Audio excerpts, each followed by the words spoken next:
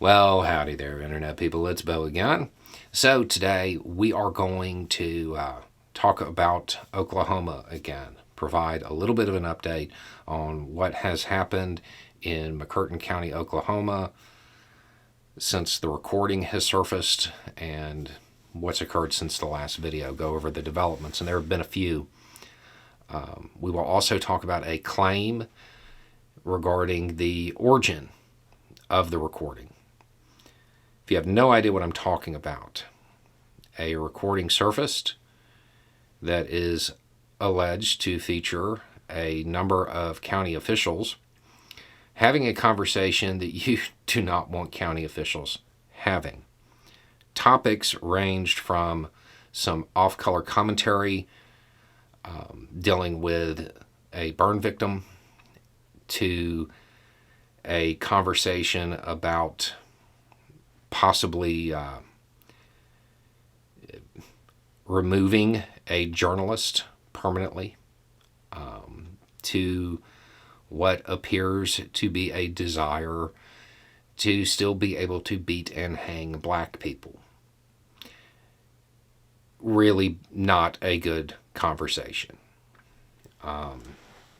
Now, the governor has called for their resignations. But beyond that, there have been local people staging demonstrations, calling for their resignations.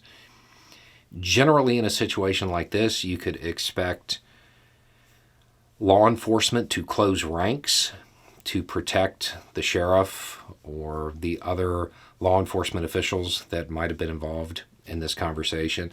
That apparently is not happening. The Sheriff's Association in Oklahoma voted to expel the people that were members of their association. And I think they did that unanimously. I'm not sure. The people that are alleged to be on the recording, at time of filming, they still haven't made a public statement about the content of the recording.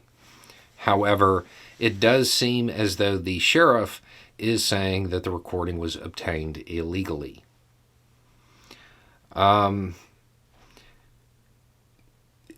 Generally speaking, journalists know what they can record and what they can't in most situations. And my understanding is that this recording originated with a journalist that had a number of years under their belt.